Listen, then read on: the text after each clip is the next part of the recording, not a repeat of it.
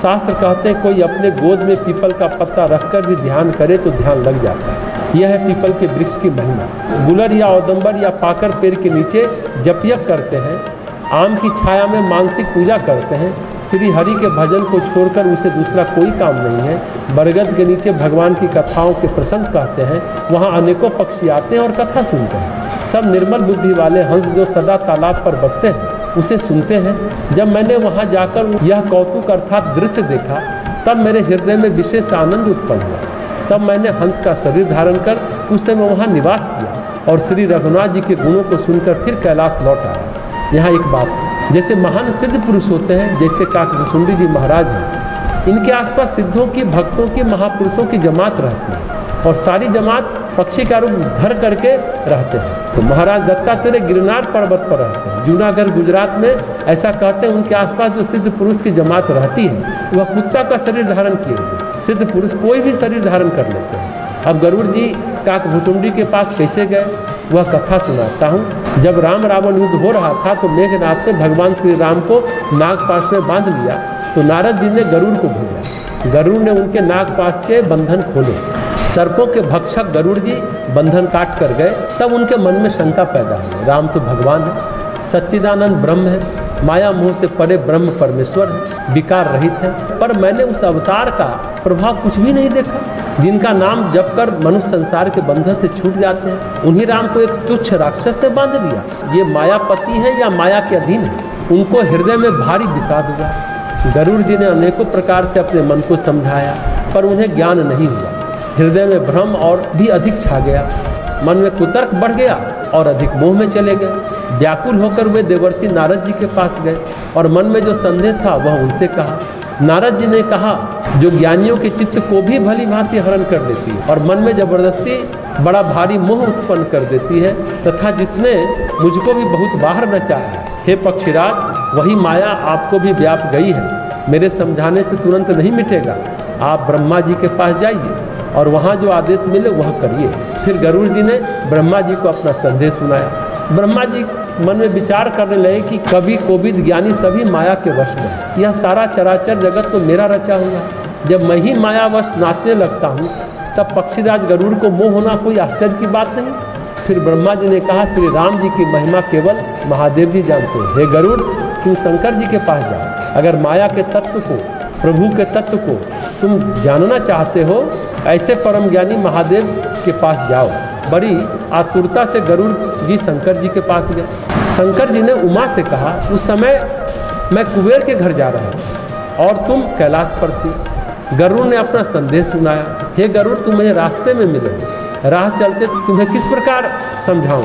हे भाई, जहाँ प्रतिदिन हरि कथा होती है तुमको मैं वही भेजता हूँ, तुम जाकर उसे सुनो। उसे सुनते ही तुम्हारा सब संदेह दूर हो जाएगा और तुम्हें श्री राम जी के चरणों में अत्यंत प्रेम हो जाएगा। शंकर जी ने पार्वती को कहा, खग जाने खग की भाषा, पक्षी पक्षी की भाषा जानता है, इसलिए मैंने उसे काकभुसुंडी के पास भेज दिया। जहाँ प्रतिदिन हरि कथा होती है उसको सुनकर तुम्हारा सब संदेह दूर हो जाएगा। सत्संग के बिना हरि कथा सुनने को नहीं मिलती, उसके बिना मोह नहीं जाता और मोह गए बिना श्री राम के चरणों में प्रेम नहीं मिलता। बिना प्रेम के केवल योग, तप, ज्ञान और वैराग्य आदि से श्री राम नहीं मिलते। अतएव तुम सत्संग के लिए वहाँ जाओ। उत्तर दिशा में एक सुंदर नील पर्वत है, वहाँ पर परम सुशील काकभुसुंडी जी रहते हैं। वे राम भक्ति के मार्ग में प्रवीण है, ज्ञानी है, गुणों के धाम है और बहुत काल से है। वहाँ जाकर श्री हरि के गुण समूह को सुनो।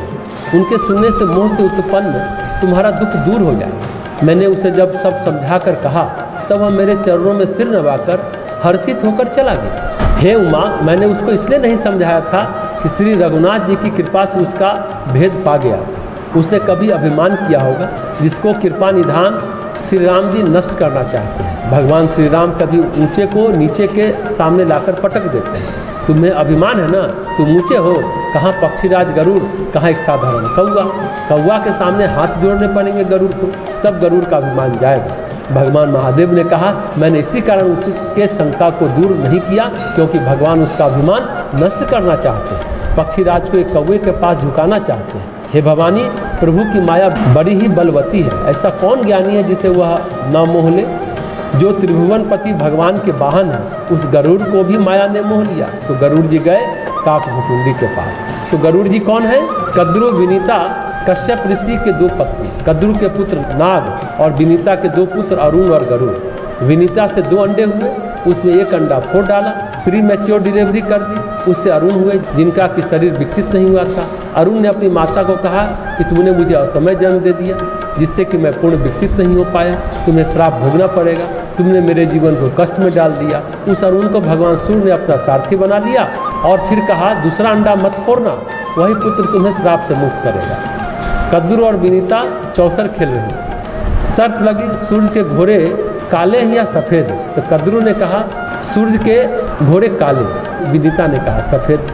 शर्त लगी जिसकी बात सही होगी वो मालकिन बनेगी, जिसकी बात गलत होगी वो दासी बन जाएगी। कद्रू के पुत्र नाग सूर्य के घोड़े में चिपक गए। सूर्य के घोड़े काले दिखाई देने लगे, विनीता बन गई दासी। विनीता के पुत्र होने कारण गरुड़ के पास शर्त रखी नागों ने, अगर तुम मुझे अमृत लाकर दे दोगे तो हमारी माँ तुम्हारी माता को दासत्व से मुक्त कर देगी। गरुड़ ने अपनी माँ को दासत्व से मुक्त कराने के लिए इंद्र के यहाँ से अमृत लाकर दिया।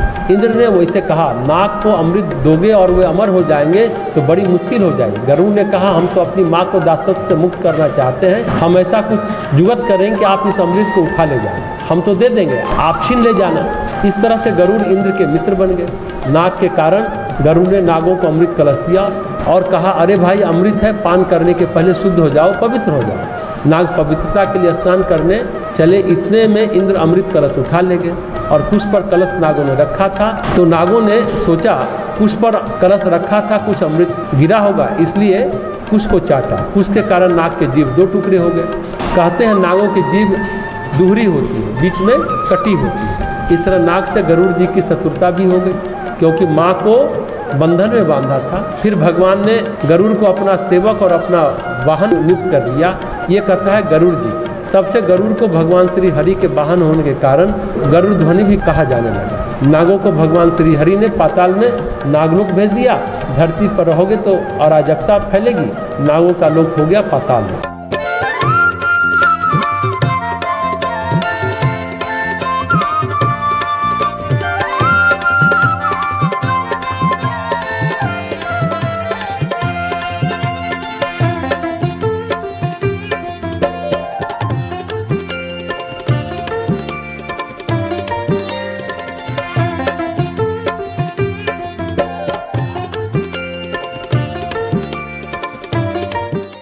इमोशन